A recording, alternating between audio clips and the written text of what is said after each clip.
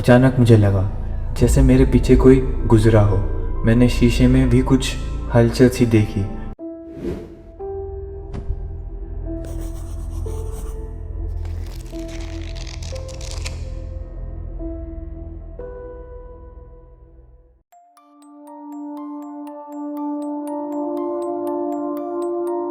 क्या हो अगर अचानक कुछ ऐसी घटनाएं तुम्हारे साथ हो जाएं, जिनका कोई सर न पैर। अचानक कुछ ऐसा हो जो तुम्हारे समझ से बाहर हो। कुछ ऐसा ही हुआ इस कहानी में। ये कहानी उस समय की है जब मैं 9वीं कक्षा में पढ़ता था। उसी दौरान मेरे साथ एक बहुत डरावनी घटना हुई। पहले मैं अपने बारे में थोड़ा बता देता हूँ। मैं एक इंट्रोवर्ट लड़का हूँ जो जल्दी से किसी से घुलता मिलता नहीं। मेरा स्कूल एक ऐसी जगह बना था जहाँ पहले कब्रिस्तान हुआ करता था। यह भी सुना गया था कि वहाँ 2 बच्चों की अचानक किसी अनजान वजह से मौत भी हो गई थी। ग्राउंड फ्लोर पर हमारा कमरा नंबर 111 अब बंद रहता है, लेकिन जब यह घटना हुई थी तब हमारी एक लैब उसी कमरे में हुआ करती थी, बायोलॉजी की लैब। हमारे स्कूल में जो हमारी लैब थी वो 2 ग्रुप के हिसाब से हुआ करती थी, G1 और G2।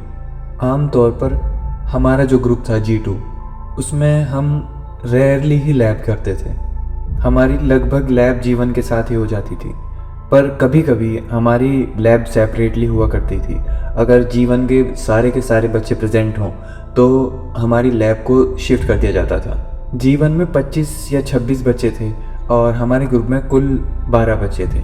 एक दिन हमारी G2 की बायो की लैब थी। उस दिन बहुत तेज़ बारिश हो रही थी, इसलिए ज़्यादा बच्चे नहीं आए थे। बिजली भी बार बार चमक रही थी और लाइट भी बार बार कट आउट कर रही थी। उस दिन शायद हमें, जितना मुझे याद है, चीक सेल को देखने का एक्सपेरिमेंट मिला था माइक्रोस्कोप के अंदर। हमारा जो बायो का लैब थी, जिस कमरे में हमारी लैब थी, वो कमरा काफ़ी छोटा था, गलियारे के बिल्कुल अंत में था। उससे पहले वाले जो 2 कमरे थे वो काफ़ी छोटे थे, वो इस लैब से भी काफ़ी छोटे थे, तो वे इस लैब के स्टोरेज के काम में उपयोग किए जाते थे। हमारा दिन नॉर्मली चल रहा था स्कूल में। आज सिर्फ हमारी G2 की लैब थी। G1 की लैब हमारे से पहले हो चुकी थी। सभी बच्चे लैब की ओर चल दिए। जब हम लैब में गए तो कमरा देखकर ही कुछ अजीब सा लग रहा था। बाहर अंधेरा था और माहौल में डरावनापन काफ़ी ज़्यादा था। मैं लैब में प्रवेश करने वाला आखिरी छात्र था। तभी मैम ने मुझे बुलाया और कहा, जाओ ये माइक्रोस्कोप बदलकर प्रिंसिपल ऑफिस से नया लेकर आओ, फिर आकर अपना एक्सपेरिमेंट कर लेना। हमारा इस लैब के बाद गेम पीरियड था। मुझे जल्द से जल्द अपना एक्सपेरिमेंट ख़त्म करके गेम खेलने के लिए जाना था, पर एज आई सेड मैं थोड़ा सा इंट्रोवर्ट था तो मैं कुछ कह नहीं पाया। मैंने ठीक है कहा और माइक्रोस्कोप लेकर प्रिंसिपल ऑफिस में चल दिया। वहाँ उन्होंने मुझे एक नया माइक्रोस्कोप एक डब्बे में पैक करके दे दिया। जब मैं वापस लैब की ओर आया तो गलियारा बहुत डरावना लग रहा था। शायद लाइट चली गई थी। अचानक से सब अंधेरा हो गया था। बारिश और तेज़ हो रही थी। जब तक मैं लैब पहुंचा तो जनरेटर चल गया था। अब लैब में सिर्फ टीचर और कुछ बच्चे बचे थे। बाकी सभी अपना एक्सपेरिमेंट ख़त्म करके गेम रूम की ओर चल दिए थे। मेरा एक्सपेरिमेंट अभी बाकी था। मैम ने कहा, जो माइक्रोस्कोप तुम लाए हो उसी पर एक्सपेरिमेंट कर लो। मैंने बॉक्स खोला, लेकिन उसके कुछ हिस्से अलग थे जिन्हें जोड़ने के लिए स्क्रू ड्राइवर चाहिए था।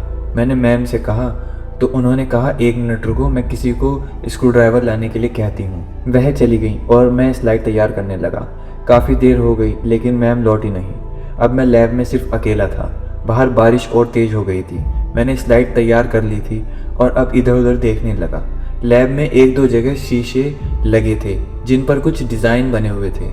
मैं यूं ही घूमते हुए एक डब्बे के पास गया जिसमें एक मरा हुआ जानवर रखा था, जिसे स्टडी के लिए प्रिजर्व करके रखा गया था। उसके पास ही एक मानवीय खोपड़ी भी रखी थी। मैं उस जानवर को देख ही रहा था कि अचानक मुझे लगा जैसे मेरे पीछे कोई गुजरा हो।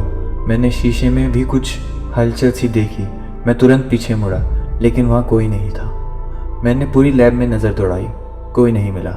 मैंने सोचा शायद मेरा वहम है और वापस इधर उधर लैब में घूमने लगा। फिर मेरी नज़र एक मानवीय सिर पर पड़ी जो एक कोने में रखा था। पता नहीं वह असली था या नकली। जैसे ही मैंने उसकी ओर देखा, मुझे ऐसा लगा कि उसने अपनी पलक झपकाई। और ये अचानक से देखने वाली चीज़ नहीं थी, ये मैंने अपनी आंखों से अपने सामने होती हुई देखी थी। मेरे पैरों के नीचे से ज़मीन खिसक गई। मैं हिल भी नहीं पा रहा था। तभी मुझे अपने पीछे किसी के खड़े होने का एहसास हुआ। डर के मारे मैं वहीं जड़ हो गया। फिर अचानक मेरे कान के पास किसी के सांस लेने की आवाज़ आई, जैसे किसी ने मेरे कान के पीछे फूंक मारी हो। मुझे डर की वजह से कुछ समझ नहीं आ रहा था। अचानक धीरे धीरे मेरी आंखों के सामने अंधेरा छाने लगा और वो अंधेरा इतना गहरा होता गया कि मुझे पता ही नहीं चला कि मैं कब बेहोश हो गया। जब मेरी आंख खुली तो मैं मेडिकल रूम में था। मैम मेरे पास बैठी थी, बहुत घबराई हुई। उन्होंने बताया कि जब वह कमरे में लौटी तो उन्हें मैं दिखाई नहीं दिया। उन्होंने इधर उधर देखा, तभी उन्होंने मुझे बेहोश देखा। जैसे ही उन्होंने मेरी तरफ देखा वैसे ही मेरे ऊपर से एक छाया सी गुजरी। डर के मारे बाहर भागी और पास के एक शिक्षक को बुलाकर लाई। उन्होंने मुझे मेडिकल रूम पहुंचाया। जब मुझे होश आया तो उसके कुछ देर बाद मुझसे कुछ पूछताछ हुई। मुझसे पूछा गया कि क्या हुआ था। मैंने सब बता दिया। बाद में पता चला कि जब उन्होंने उस कमरे के कैमरे का रिकॉर्ड देखा तो उसी समय का हिस्सा रिकॉर्ड ही नहीं हुआ। उसके बाद स्कूल में एक तांत्रिक बाबा को बुलाया गया। उन्होंने मुझसे बात की और कहा, जो तावीज़ तुमने अपने गले में पहना है उसी की वजह से तुम जिंदा हो, नहीं तो पता नहीं क्या हो जाता। वह तावीज़ मुझे मेरी नानी ने दिया था गांव से निकलने से पहले। उस घटना के बाद उस लैब को दूसरी जगह शिफ्ट कर दिया गया। कमरा नंबर 111 को बंद कर दिया गया। उस पर कीलें ठोक दी गई।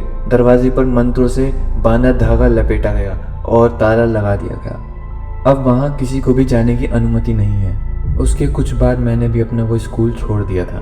तो कैसी लगी आपको ये मेरी कहानी, कमरा नंबर 111? ऐसी ही और दिलचस्प कहानियों को सुनने के लिए मेरे चैनल को सब्सक्राइब करें।